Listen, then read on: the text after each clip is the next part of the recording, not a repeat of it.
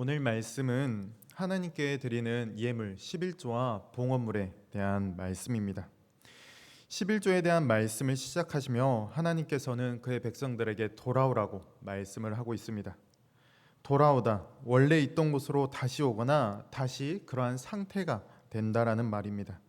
이스라엘 백성들이 지금은 물리적으로 먼 곳에 떠나 있는 것이 아니기 때문에 그들의 상태를 두고 하나님께서 지금 이야기를 해 주시는 것이죠. 그들의 상태가 어떠한 상태에 있습니까? 7절 앞부분에 있습니다. 너희 조상들의 날로부터 너희가 나의 규례를 떠났다. 하나님의 규례, 하나님의 말씀을 떠났다라는 것입니다. 즉 죄를 지었다라는 것이죠. 그 죄 지은 모습에서 돌이키라고 회개하라고 하나님께서 이야기해 주시는 것입니다. 여기서 우리는 회개가 무엇인지 살펴볼 수 있습니다. 성도 여러분, 다들 회개를 잘 하고 계시죠? 누군가는 회개를 매일 하기도 하고, 누군가는 일주일에 한두 번 하기도 하고, 때로는 그마저도 못 하기도 합니다. 여러분, 우리가 회개했다라고 말을 할 때 무엇을 두고 회개를 했다라고 말을 하나요? 내가 하나님께 잘못한 것을 깨닫고 용서를 구하는 기도를 드리는 것? 많은 분들의 회개가 여기에서 그치고 맙니다. 내가 잘못한 것을 깨달은 지적인 회개, 죄를 지은 것에 대한 슬픔과 아픔, 죄송함 등의 감정적인 회개를 합니다. 그러나 의지적 회개를 하는 경우까지 나아가는 경우는 드뭅니다. 그러면서 우리는 회개했다라고 하며 만족해하며 평안을 얻는 일들이 있습니다. 7절에서 하나님께 돌아오라, 회개하라는 말이 어떤 상황에서 쓰이고 있습니까? 하나님의 규례를 지키지 않는 상황, 하나님의 말씀에 순종하지 않은 상황 가운데 쓰이고 있습니다. 그런 상황에 돌아오라는 말씀은 하나님의 규례를, 하나님의 말씀을 지키라는 것입니다. 행동으로, 변화로서 순종하라는 것입니다. 이것이 회개라는 것이죠. 머리로 깨닫고 눈물을 흘리는 것으로 끝내는 것이 아니라 의지를 가지고 행동하라는 것입니다. 이전에 지키지 못했던 것들을 지키라는 것입니다. 이게 회개라는 것이죠. 행동의 변화가 일어나는 게 회개입니다. 하나님은 그의 백성들에게 이러한 회개를 요구하시고 그런 회개를 하는 자들에게 하나님께서도 돌아가겠다라고 말씀하십니다. 여러분, 우리가 지은 죄로 말미암아 눈물을 흘리며 용서를 구했다라고 하나님 앞에 용서를 받는 것 아닙니다. 이전에 지었던 죄에서 돌이키고 이제는 안 지어야 합니다. 내가 지키지 못했던 말씀들에 순종하는 자리로 나아가야 합니다. 우리가 지난날에 했던 돌이킴과 회개를 점검해 보시기 바랍니다. 우리가 하나님의 사랑에 기대어 하나님의 은혜에 기대어 용서를 받은 것을 당연시 여기진 않았는지, 예수님을 무슨 만능 해결사 마냥 생각하진 않았는지, 나는 조그만한 변화도 하나님을 위해서 조그만한 수고와 노력과 고난을 당할 생각도 조금도 하지 않으면서 그저 교회 다니니까, 예수님을 믿으니까 다 된 것처럼 여기지 않았는지 우리는 우리 자신을 돌아봐야 합니다. 이러한 모습은 흔히 값싼 복음이라고 말을 합니다. 예수님의 그 십자가, 그 사랑과 희생을 너무나도 싸게, 너무나도 쉽게 구할 수 있는 것으로, 아무나 구할 수 있는 것으로 만들어 버리는 것입니다. 성도 여러분, 교회를 다닌다고 다 구원을 받는 것 아닙니다. 우린 야고보 사도의 말을 다시금 새겨봐야 합니다. 야고보는 이렇게 이야기를 했죠. 야고보서 2장 17절에 이와 같이 행함이 없는 믿음은 그 자체가 죽은 것이라. 교회를 출석하는 것과 믿는다라는 그 고백을 넘어서서 우리는 우리의 삶으로 하나님 말씀에 순종하는 모습으로 우리의 믿음을 보여야 합니다. 그래야 하나님께서 정말로 기뻐 받으시는 회개를 드리고 기뻐 받으시는 우리의 삶이 되어야 할 것입니다. 8절부터 보면 하나님께 회개해야 하는 한 가지 영역, 바로 11조에 대해서 이제 이야기를 해줍니다. 주일에 다들 헌금을 드리셨을 텐데 헌금을 드리실 때 어떠한 마음으로 그 헌금을 드리셨나요? 저희는 때론 예배에 나오는 것처럼 헌금을 드릴 때가 있습니다. 헌금을 왜 해야 하는지 이유를 모르는 건 아닌데 그저 습관에 젖어서 드리는 것입니다. 오늘 본문에서 언급하는 11조는 어떤가요? 11조 생활을 잘 하고 계시나요? 오늘 말씀을 통하여서 우리의 헌금 생활과 11조에 대해서 점검을 해보고 또 어떤 마음으로 우리가 드려야 되고 왜 드려야 하는지를 다시금 살펴보는 시간 되시길 바랍니다. 8절에 하나님과 백성들이 도둑질을 했느냐 안 했느냐로 논쟁을 하고 있습니다. 하나님께서는 너희가 내 것을 도둑질했다. 백성들은 언제 우리가 하나님의 것을 도둑질했느냐라고 이야기를 합니다. 이에 하나님께서는 너희가 11조와 봉헌물을 도둑질을 했다라고 이야기하시죠. 11조와 봉헌물에 대해서 먼저 살펴보면 11조는 말 그대로 자신이 소득한 것에 자신이 거두어 들인 것의 10분의 1을 하나님께 드린다라는 것입니다. 11조를 하나님께 드린다라는 내용은 야곱의 이야기에서 등장합니다. 에서가 야곱을 죽이고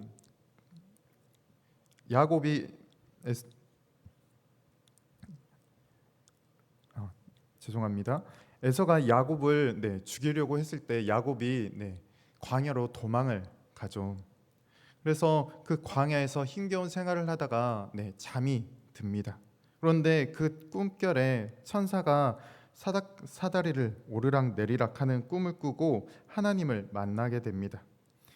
이 꿈을 꾸고 잠에서 깬 야곱은 자신이 하나님과 함께하고 있다라는 것을 깨닫고 하나님 앞에 서원을 하게 됩니다. 자신이 다시금 무사히 돌아올 수 있다라고 한다면 하나님께 11조를 드리겠다라는 서원을 하게 되죠. 이때만 해도 어떤 하나님 앞에 11조를 드려야 된다라는 규정이 있어서 했던 건 아닙니다. 그런데 서원하는 마음에 야곱은 그 서원 기도를 했던 것이죠. 그런데 이게 이제 모세 때에 오면서 율법으로 주어지고 그 율법 안에 11조에 대한 규정이 자리 잡게 됩니다. 레위기 17장 30절과 32절 말씀인데요. 우리 화면을 통해서 함께 읽어보도록 하겠습니다. 우리 함께 읽겠습니다. 그리고 그 땅의 10분의 1 곧 그 땅의 곡식이나 나무의 열매는 그 10분의 1은 여호와의 것이니 여호와의 성물이라. 모든 소나 양의 11조는 목자의 지팡이 아래로 통과하는 것에 10번째 것마다 여호와의 성물이 되리라. 땅에서 얻은 것 중에 10분의 1 그리고 가축의 10분의 1이 하나님의 성물, 즉 하나님의 것입니다. 하나님은 이렇게 얻은 11조를 성전에서 일하는 레위인들을 위해서 쓰게 하셨습니다. 민수기 18장에 보면 이 레위인들 그리고 제사장들이 어떻게 보수를 받는지 나와 있습니다. 레위인들은 다른 지파들과는 다르게 기업, 먹고 살 만한 땅을 받지 못했습니다. 정확히 따지면 땅을 아예 못 받는 것은 아니지만 다른 지파와 같이 농사를 하거나 목축을 해서 먹고 살 만한 땅을 받은 것은 아닙니다. 그래서 성전에서 봉사하는 레위인들은 다른 지파 사람들이 낸 그 11조를 가지고 생활을 했습니다. 사람들이 11조를 내면 성전에 그것을 보관하는 창고가 있어서 그것을 모아두었다가 레위인들이 월급처럼 그것을 받아서 생활을 했습니다. 월급을 받은 레위인들은 자신의 월급에 또 11조를 하게 됩니다. 그럼 그 11조는 제사장의 월급이 되어서 제사장들이 생활을 할 수 있게 되었습니다. 그래서 사람들이 내는 11조와 레위인들의 생활 그리고 제사장의 생활은 매우 밀접하게 관련이 있습니다. 사람들이 자신이 수확한 것의 11조를 잘 내게 되면 레위인과 제사장들은 그것을 통해 자신의 사례를 받게 되고 그들의 삶을 잘 살아갈 수 있었습니다. 그러나 사람들이 그 11조를 잘 내지 않게 되면 이제 레위인과 제사장의 생활이 궁핍해지는 것이죠. 그런데 성경을 보면 이 11조 생활이 제대로 잘 지켜지지 않았던 것 같습니다. 성경에 보면 이 레위인들을 어떤 특정한 사람들과 함께 묶는 말씀들이 있습니다. 누구냐면 바로 고아와 과부와 객과 같은 가난한 사람들을 이 레위인과 함께 묶는 말씀들이 등장합니다. 이스라엘은 추수를 끝내면 하나님 앞에 감사의 의미로 제사도 드리고 또한 사람들을 초대해서 잔치도 엽니다. 그때 초대해서 함께 즐거움을 나눌 사람들로 고아와 과부, 나그네 그리고 여기에 레위인을 추가해서 잔치를 열라고 이야기를 합니다. 왜 레위인을 이러한 목록에 포함했던 것일까요? 이 레위인들의 생활이 고아와 과부와 같이 가난했기 때문이었겠죠. 그리고 율법에 보면 3년에 한 번씩 11조를 더 내라고 이야기를 합니다. 그것을 사용한 용도 또한도 앞에서 마찬가지로 고아와 과부 그리고 나그네 그리고 레위인에게 주라고 이야기합니다. 레위인이 먹고 살만했다면 이들 고아와 과부의 목록에 포함되지 않았을 텐데 그렇지 않았기에 여기에 포함하여서 그들을 챙겨주라고 이야기하는 것입니다.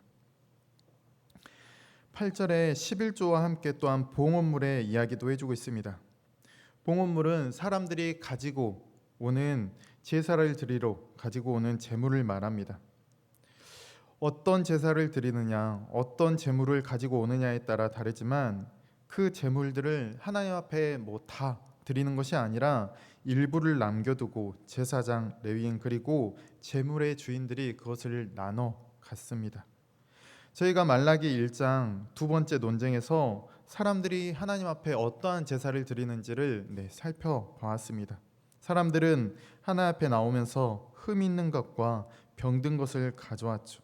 그렇기 때문에 그 제사는 제대로 된 제사가 이루어지지 않고 구색만 갖춘 제사가 드려졌습니다. 그렇게 그만큼 제사장에게 레위인에게 돌아갈 목 또한도 적어지는 것이죠. 하나님께서는 11조와 봉헌물에 대한 규정을 말씀해 주셨는데 백성들이 그것들을 제대로 지키지 않고 있는 것입니다.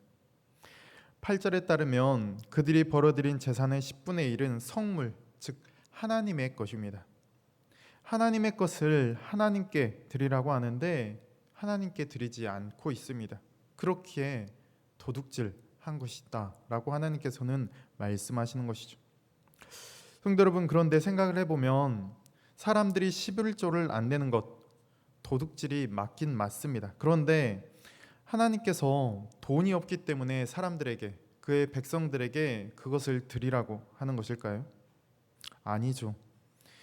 하나님에게는 사람들의 재물이 필요하지도 그리고 부족하지도 않습니다. 그런 하나님께서는 왜 그의 백성들에게 그것을 내라고 드리라고 하는 것일까요? 그 재물, 그 11조가 필요한 사람들이 있기 때문입니다.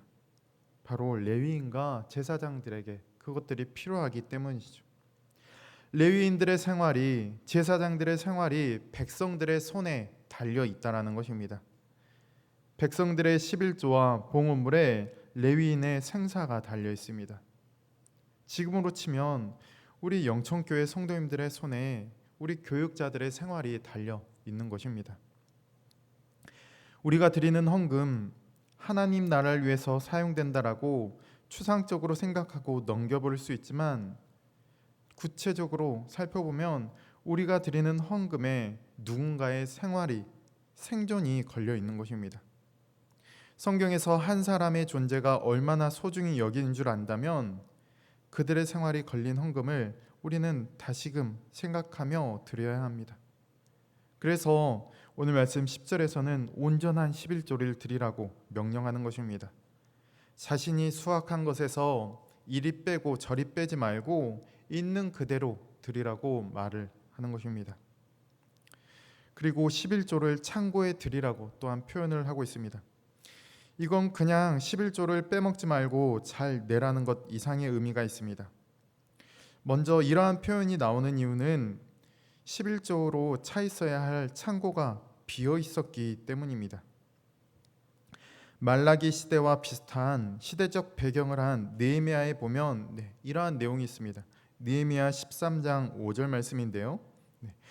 도비아를 위하여 한 큰 방을 만들었으니 그 방은 원래 소재물과 유황과 그릇과 또 레위 사람들과 노래하는 자들과 문지기들에게 11조로 주는 곡식과 새 포도주와 기름과 또 제사장들에게 주는 거제물을 두는 곳이라. 하나님의 성전에는 제사를 드리는 공간만 있었던 것이 아니라 성전에서 봉사하는 사람들을 위한 방도 있고 여러 기구들을 놔두는 방, 그리고 저희들이 방금 읽었던 것처럼 11조를 걷어서 보관하는 방이 있습니다. 그런데 그 11조를 모아 보관하는 방을 느헤미야 시대 때 암몬 사람 도비아에게 주었습니다. 이 말이 무슨 뜻일까요? 11조로 차 있어야 할 방이 차 있지 않고 비어 있었다라는 것이죠. 그곳에 사람이 들어가 생활할 수 있는 수준이었다라는 것입니다. 사람들이 그렇게 11조를 안 했던 것입니다. 또 뒤이어서 나오는 내용들을 보면 그 별로 되지도 않는 그 11조 그조차도 레위인들에게 제대로 돌아가지 않았다라고 이야기를 해주고 있습니다. 그래서 레위인들이 더 이상 성전에서 봉사를 하지 못하고 도망가는 일들이 있다라고 이야기를 해줍니다. 즉 우리가 온전한 11조를 드리는 것도 중요하고 또한 그것이 잘 사용되고 있는지도 중요하다라는 것입니다. 백성들이 온전한 11조를 드려도 그것이 레위인들에게 제대로 돌아가지 않으면 그 11조의 의미가 퇴색되는 것입니다. 또 다른 도둑질의 모습이 그 안에 있는 것입니다. 성도 여러분, 그렇게 우리는 교회의 재정이 어떻게 쓰이는지 우리는 관심을 가지고 바라봐야 합니다.